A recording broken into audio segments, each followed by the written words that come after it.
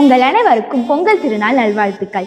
தமிழர்களின் நன்றியை வெளிப்படுத்துவதற்கு பயன்படுத்தி கொண்ட கருவிதான் பொங்கல் திருநாள். நிலம் திருத்தி விதை போட்டு பயிர் வளர்த்து அறுவடை செய்து வீட்டுக்கு கொண்டு வந்து சாப்பிடலாம் என்று நினைத்ததுதான் கல்ச்சர். அந்த கல்ச்சர் நிகழ்ந்த இடம்தான் அக்ரிகல்ச்சர், அதாவது விவசாயம். இந்த விவசாயத்தில் அரிசி ஒன்றும் சும்மா வருவதில்லை.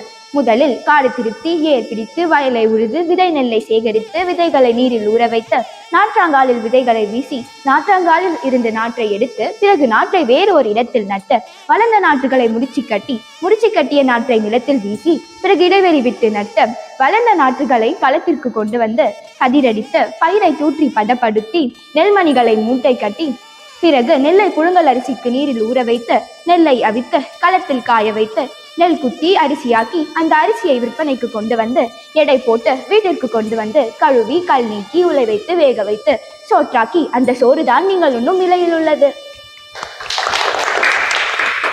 இவ்வளவு கஷ்டப்பட்ட பிறகுதான் நமக்கு உணவு கிடைக்கிறது என்பதை நாம் நினைத்து பார்க்க வேண்டும். இன்றைய சூழலில் பொங்கல் திருநாள் மகிழ்ச்சியா இல்லை நிகழ்ச்சியா என்பதை பற்றி நம்மிடம் கலந்து பேச இரு அணியினர்கள் இங்கு வந்திருக்கிறார்கள். முதலில் மகிழ்ச்சி அணியினர் பேச போறாங்க. ரெடியா? ரெடி.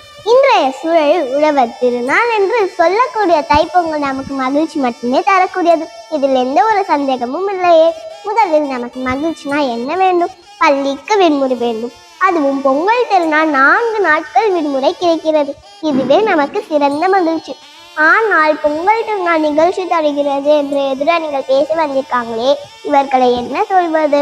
வாழ்க்கையில் நாம் எதற்காக உழைக்கின்றோம்? ஒரு வேளை உணவு நன்றாக சாப்பிடத்தான். இதுல என்ன பாரபட்சம்? ஒரு வேளை உணவுன்னு 3 வேளை உணவுன்னு சொல்லுங்க. சரியா சொன்னீங்க. 3 வேளை நன்றாக சாப்பிடத்தான். எவ்வளவோ உணவு இருக்கு. பீஸா இருக்கு, பர்கர் இருக்கு, கேக் இருக்கு. நான் ஹாப்பி கேக்குன்னு யாராவது சொல்றோமா? ஏன் பீஸா நல்வாழ்த்துக்கன்னு யாராச்சும் சொல்றோமா? ஏன் பர்கர் திருநாள் நல்வாழ்த்துக்கன்னு சொல்றோமா? கிடையாது. உணவுக்குன்னு ஒரு பண்டிகை என்றால் அது பொங்கல் பண்டிகை தாங்க. உணவு பண்டிகை இரண்டையும் சேர்த்து இரட்டிப்பு மகிழ்ச்சி தரக்கூடிய பண்டிகை பொங்கல் பண்டிகை தான் சொல்லி என் உரையை முடிக்கின்றேன். பொங்கல் பண்டிகைக்கு வரக்கூடிய இந்த 4 நாட்கள் விடுமுறையே ஒரு மகிழ்ச்சி என்று அழகாக பேசினார்கள். அடுத்ததாக நிகழ்ச்சி அணியினர் பேச போறாங்க. ஒரு மரபை மறந்த விழா எப்படிங்க மகிழ்ச்சியாக இருக்கும்? பள்ளிக்கு விடுமுறை விட்டால் மகிழ்ச்சின்னு சொன்னாங்க. எங்களுக்கு மகிழ்ச்சி தான். ஆனா உழவர்கள் மகிழ்ச்சியாக இருக்காங்களா? இது தான் என்னுடைய கேள்வி. தைப்பிழந்தால் வலிப்பு இருக்கும் எதிர்பார்த்துட்டு இருக்காங்க. ஆனா உழவனுக்கு வலிப்பு இருக்கலங்க. தக்காளி 50 ரூபாய்க்கு விற்கிறாங்க. ஆனா தங்கம் 1 லட்சத்துக்கு மேல விற்கிறாங்க. உழவர்களுக்காக கொண்டாடக்கூடிய உழவர் திருநாள் பண்டிகை எப்படிங்க மகிழ்ச்சியை தரும்? அது நிகழ்ச்சியை மற்றும் தான் தரும் என்று என் விவாதத்தை திறன் முடிக்கிறேன். சரியா சொன்னீங்க. நாளுக்கு நாள் தங்கத்தின் விலை அதிகரித்தேதாக போகுது. இப்போலாம் தங்கம் வைக்கிற விலையை பார்த்தா பயமா தான் இருக்கு. அடுத்ததாக மகிழ்ச்சி அணியினர் பதில் சொல்ல போறாங்க. நமக்கு மேல் இருக்கக்கூடிய சூரியனை வழிபடுவதும் நமக்கு உணவு அளிக்கும் உலர்களை போற்றுவதும் நமக்கு கீழ் உள்ள 5 அறிவுடை மாடுகளை வழிபடுவதும். ஒரு சின்ன திருத்தம், நமக்கு கீழ் உள்ள என்று நினைக்காதீர்கள், நமக்கு கீழே உள்ள என்று நினைத்து கொண்டிருக்கும் மாடுகளைன்னு சொல்லுங்க. நம் கீழே உள்ள நினைத்து கொண்டிருக்கும் மாடுகளை வழிபட்டு கொண்டாடுதான் இந்த பொங்கல் பண்டிகை. தன் ரத்தத்தின் ஒரு பாதி பாலாக பிரிப்பது பசுவோட வேலை அப்பா. அது பிரித்தாலும் பாலோட தண்ணீரை கலப்பது மனிதனின் மூளை அப்பா. பொங்கல் பண்டிகைக்கு மறுநாள் மாடுகளுக்கு கொம்புகள் சீவி வண்ணம் அடித்து சலங்கை கட்டி கழுத்தில் மாலை போட்டு அந்த மாடுகளை எவ்வளவு அழகாக அலங்காரம் பண்ணுவாங்க. ஒரு குழந்தையை எவ்வளவு அழகாக அலங்கரித்து அழகுபடுத்துகிறோமோ அதே போல் மாடுகளையும் எவ்வளவு அழகாக அலங்கரிப்பது நமக்கு மகிழ்ச்சியை கொடுப்பது என்பதே என்னோட கருத்தாகும். நன்றி. பசுவின் பால் அமிர்தத்துக்கு சமமாகும். தன் ரத்தத்தை பாலாக்கி குழந்தைகளின் பசியை தீர்க்கும் மாடுகளின் பெருமையை அழகாக கூறினீர்கள். இப்பொழுது நிகழ்ச்சி அணியினர் பதில் சொல்ல போறாங்க. தமிழன் நன்றி மறவாதவன். 5 அறிவு உடைய மாடுகளுக்கு கூட நன்றியை செலுத்துவதற்காக நாம் பொங்கலை கொண்டாடுகிறோம். எதிரணியில் உள்ளவர்கள் மாடுகளை பற்றி பெருமையாக சொன்னாங்க. பயிர் விளைவிக்கிறோம். நெல்மணிகளை நாம் எடுத்துக்கிறோம், வைக்கோலை மாட்டுக்கு கொடுக்கிறோம், அந்த நெல்லில் நுனியை எடுத்து தவிடாக்கி மாட்டுக்கு கொடுக்கிறோம், அரிசியை நாம சமைக்கிறோம், இலையில் அன்னத்தை வச்சு நாம சாப்பிட்டு அந்த இலைய மாட்டுக்கு கொடுக்கிறோம். வேண்டாத பொருள் எல்லாம் வாங்கின அந்த மாடு நீங்க சொன்ன மாதிரிதான் தன் ரத்தத்தை பாலாக்கி அமிர்தத்தை நமக்கு தருகிறது. இந்த காலத்தில் மாடுகளுக்கு நன்றியை செலுத்துவதற்காக நாம் மாட்டுக்கு பொங்கல் வைக்கிறோமா? நீங்க வச்சிங்களா? அப்புறம் எப்படிங்க மாட்டு பொங்கல் மகிழ்ச்சியை தரும்? அது நிகழ்ச்சி மட்டும்தாங்க தருகிறது என்று சொல்லி என் விவாதத்தை முடிக்கிறேன். நன்றி. அந்த காலத்தில் பொங்கல் திருநாள் அன்று வீட்டு முற்றத்தில் கோலமிட்டு பொங்கல் வச்சு மாடுகளுக்கும் சூரியனுக்கும் படைத்து வழிபடுவாங்க. இன்னும் சில கிராமத்தில் இந்த பழக்க வழக்கங்கள் நடைமுறையில் தான் உள்ளது. அடுத்ததாக மகிழ்ச்சி அணியினர் பேச போறாங்க. கடவுளும் முதலாளி, கண்டெடுத்த தொழிலாளி, விவசாயி. விவசாயம் ஒன்று இல்லைனா இந்த பாரத தேசமே கிடையாது. இந்த தேசத்தின் அனைவராக இருக்கக்கூடியது விவசாயம் மட்டும்தான். உழவர்கள் காலம் முழுவதும் கஷ்டப்பட்டாலும் இந்த ஒரு நாள் மற்றும் உழவர்கள் மடித்து அவர்களை போற்றும் இந்த ஒரு திருநாள் பொங்கல் திருநாள். அப்படி ஒரு பொங்கல் தினத்திலும் நான் துக்கமாகத்தான் இருப்பேன். இது ஒரு நிகழ்ச்சி மட்டும்தான் என்று எப்படி உங்களால சொல்ல முடியாது? ஒரு நாள் மகிழ்ச்சி இருந்தாலும் அது ஓராண்டு கால மகிழ்ச்சி தாங்க. காலையில் எழுந்து புத்தாடை அணிந்து புதுப்பானையில் பொங்கலிட்டு இறைவனுக்கும் சூரியனுக்கும் பொங்கலை படைத்து குடும்பத்துடன் ஒன்று கூடி பொங்கலோ பொங்கல் பொங்கலோ பொங்கல் என்று சொல்லும் போது அடியில கிடைக்கும் மகிழ்ச்சி வேற எங்க கிடைக்கும் சொல்லுங்க? சபாஷ், சரியாக சொன்னீங்க. பொங்கலோ பொங்கல் பொங்கலோ பொங்கல் இந்த வார்த்தையை சொல்லும் போது எவ்வளவு மகிழ்ச்சியா தாங்க இருக்கு. இப்பொழுது நிகழ்ச்சி அணியினர் பதில் சொல்ல போறாங்க. இன்றைய சூழலில் உழவர் திருநாள் என்பது மகிழ்ச்சியா இல்லை நிகழ்ச்சியா என்றுதான் கேள்வி. வேலைக்கு பசிக்கும் போது சோறு வேணும்னா உழவர் வேணும். நமக்கு உணவு தரக்கூடிய உழவர்களை நாம் கொண்டாடுகிறோமா? இப்போ பேசணுங்க ஒரு பாட்டு பாடினாங்க. கடவுளேனும் முதலாளி, கண்டெடுத்த தொழிலாளி,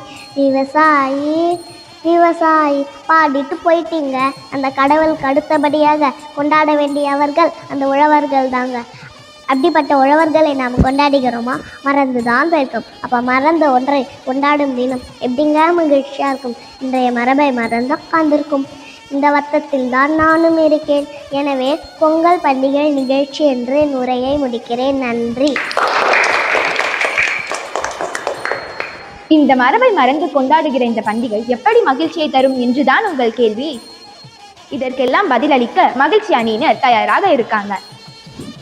மதர்ஸ் டே ஏன் கொண்டாடுகிறோம்? அம்மாவை மறந்துட்டோம், அதற்காக ஒரு நாள் மதர்ஸ் டே கொண்டாடுவோமா? மறக்கலங்க. இதை போல பிறந்த தினத்தை யாரும் மறக்க மாட்டாங்க.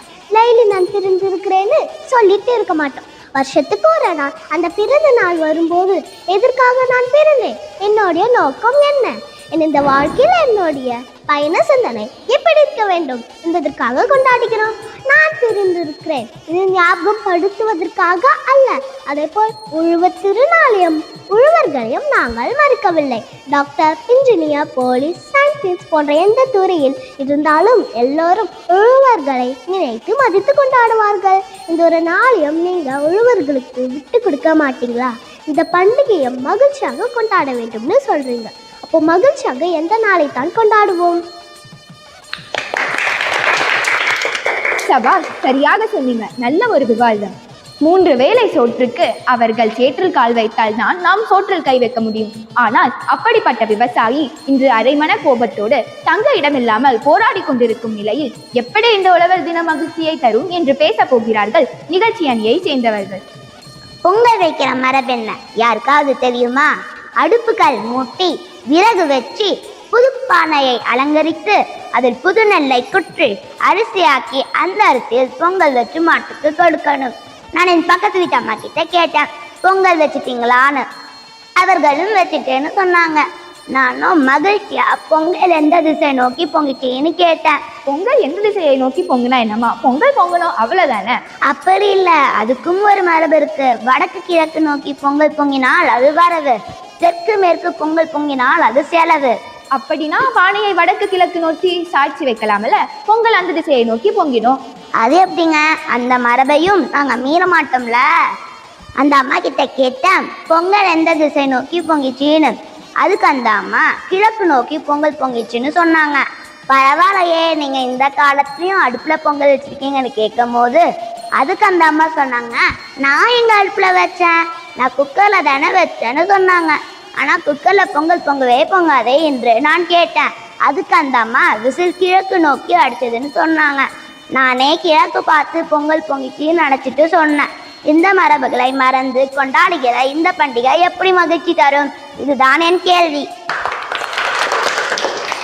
இந்த காலத்துல குக்கர்லயாவது பொங்கல் வைக்கலாங்களே, அது நினைச்சு நம்ம சந்தோஷப்பட வேண்டியதுதான். அரசாங்கத்தில் கொடுக்கிற 1 கிலோ அரிசி, பருப்பு, கரும்பு 1000 ரூபாவை வாங்கி வீட்டுல வச்சுட்டு இங்க வந்து பொங்கல் தினம் நிகழ்ச்சியை தான் தரும்னு அழகாக பேசினீங்க. மற்ற பண்டிகைகள் எல்லாம் மதம் சார்ந்தது, ஆனால் பொங்கல் பண்டிகை மட்டும்தான் மண் சார்ந்தது என்று பேச வரப்போகிறார்கள் மகிழ்ச்சி அணியை சேர்ந்தவர். உங்க எல்லோருக்கும் ஒரு கேள்வி. இப்போதெல்லாம் நம் வீட்டில் பப்ஜி, லூடோ போன்ற விளையாட்டை தான் விளையாடுகிறோம். ஆனால் பொங்கல் பண்டிகை என்றுதான் உரியடித்தல், ஜல்லிக்கட்டு போன்ற விளையாட்டுகள் எல்லாம் நமக்கு ஞாபகம் வருகிறது. இப்படி ஒரு பொங்கல் பண்டிகை இல்லைன்னா இந்த விளையாட்டுகள் எல்லாம் நமக்கு தெரியாமலே போயிடும். இப்போது விவசாயம் எல்லாம் டெக்னாலஜி முறையில் வளர்ந்துட்டு இருக்கு. 3 நாள் செய்ய வேண்டிய அறுவடை இப்போது 1 மணி நேரத்தில் செய்து முடிக்கிற மாதிரி டெக்னாலஜி வளர்ந்துருச்சு. வேட்டி சட்டை போட்ட விவசாயிகள் இன்று பேண்ட் ஷர்ட் போட காரணம் டெக்னாலஜி தாங்க. விவசாயத்தை யாரும் மறக்கலைங்க. விவசாயம் பண்ணுற இடம் இல்லைனாலும் மொட்டை மாடி தோட்டம் அமைத்து விவசாயம் பண்ணிட்டு தான் இருக்காங்க. உழவர் இல்லாமல் உணவில்லை, உணவில்லாமல் மகிழ்ச்சி இல்லை. உலக திருநாள் கண்டிப்பாக மகிழ்ச்சியே என்று சொல்லி என் விவாதத்தை முடிக்கிறேன். நன்றி. கோடிக்கணக்கான அளவு நிலம் இருந்தால்தான் விவசாயம் செய்யணும்னு ஒண்ணும் இல்லை. நம்ம வீட்டுல ஒரு செடி வாங்கி வச்சு தண்ணீர் ஊற்றி அதுல ஒரு பூவோ பழமோ காயோ கிடைக்கும் போது நமக்கு கிடைக்கிற மகிழ்ச்சியே சிறந்தது என்று அழகாக பேசினீங்க. அடுத்ததாக நிகழ்ச்சி அணியினர் பேச போறாங்க. வருஷத்துக்கு ஒரு தடவை வீட்டுக்கு சுண்ணாம்பு பூசி வெள்ளை அடிக்கணும். ஏன்னா சுண்ணாம்பு ஒரு கிருமி நாசினி. வருஷத்துல ஒரு நாள் வீட்டை சுத்தப்படுத்தி தேவையில்லாத குப்பையெல்லாம் சுற்றுச்சூழல் பாதிச்சிடக்கூடாதுன்னு தீ வச்சு எரிச்சு அதை போகி பண்டிகைன்னு கொண்டாடி பிறகு வீட்டுக்கு சுண்ணாம்பு பூசுவோம். இதுதாங்க மரபு. எல்லாம் செய்தா விவசாயிகள் டெக்னாலஜி வந்ததால பேண்ட் ஷர்ட் போட்டாங்க. ஆனால் காலமாக அவங்க செய்ய வேண்டிய மரபை மறந்துட்டாங்களே. எதிரில் இருப்பவர்கள் யாராவது வீட்டில் சுண்ணாம்படி கண்டிப்பா இல்ல. விவசாயிகள் டெக்னாலஜி வந்ததால பேண்ட் போட்டாங்க. நாமும் வீட்டுக்கு பெயிண்ட் அடிச்சிட்டோம். அதுவும் 10 வருஷத்துக்கு வீட்டுக்கு லேமினேஷன் பண்ணிட்டோம். சுண்ணாம்பு பூச மறந்தனால கொரோனா அலைக்கார விருந்தாளியால் வீட்டுக்குள்ள வந்துருச்சு. மதிய வெயிலில் போகும்போது எங்கேயா நிழல் கிடைத்தால் எவ்வளவு மகிழ்ச்சியா இருக்கும். அதே போல்தான் இந்த பண்டிகையும் நன்றி சொல்கிற ஒரு நிகழ்ச்சி. நிகழ்ச்சி அணியினரின் விவாதம் மிகவும் அருமை. உழவர்கள் மனவேதனையில் கஷ்டப்படும் போது நாம் எப்படி மகிழ்ச்சியாக இருக்க முடியும்? அது நிகழ்ச்சி தான் என்பது நிகழ்ச்சி அணியினர்களின் கருத்துக்கள் ஆகும். உலகத்தில் கஷ்டங்கள் இருக்கத்தான் செய்யும். நாம் மகிழ்ச்சியாக இருப்பது நம் மனதோடைய இயல்புதானே. எவ்வளவு கஷ்டங்கள் இருந்தாலும் நாம் மகிழ்ச்சியாகத்தான் இருக்க வேண்டும் என்பது மகிழ்ச்சி அணியினர்களின் விவாதங்கள் ஆகும். மண்வளம் நீர்வளம் இல்லாத இஸ்ரேல் தனக்கு வேண்டிய உணவை தானே உற்பத்தி செய்து கொள்கிறது. Fully scientific approach. நீங்க சொன்னா நம்ப மாட்டீங்க. விவசாயம் பண்ண மண்ணே தேவையில்லை. தானியத்தில் சத்தான இன்ஜெக்ஷன் போட்டு பயிரை விளைவிக்கிறாங்க. சிறிது தண்ணீர் இருந்தாலும் அதிக விளைச்சலை எப்படி எடுக்கலாம்னு இஸ்ரேல் விஞ்ஞானிகள் கண்டுபிடிச்சிருக்காங்க. கோவில் கும்பாபிஷேகத்தில் உள்ள தண்ணீருக்கு எவ்வளவு மதிப்புண்டோ அதே மதிப்பு தான் ஏழை விவசாயிகளின் வியர்வைக்கும் உண்டு என்பதை நாம் அறிந்து கொண்டால்தான் இந்த நாடு புனித நாடாக மாறும். கொஞ்சம் தண்ணீரில் எப்படி அதிக விளைச்சலை எடுக்கலாம்னு விஞ்ஞான கல்வியை நம் விவசாயிகளுக்கு கற்பிக்க நாம் முயற்சிகளை மேற்கொள்ள வேண்டும். அப்பொழுதுதான் இந்த நாடு வளமிக்க சிறந்த நாடாக மாறும். இதுவே நமது கடமைகளாகும். நன்றி. நன்றி.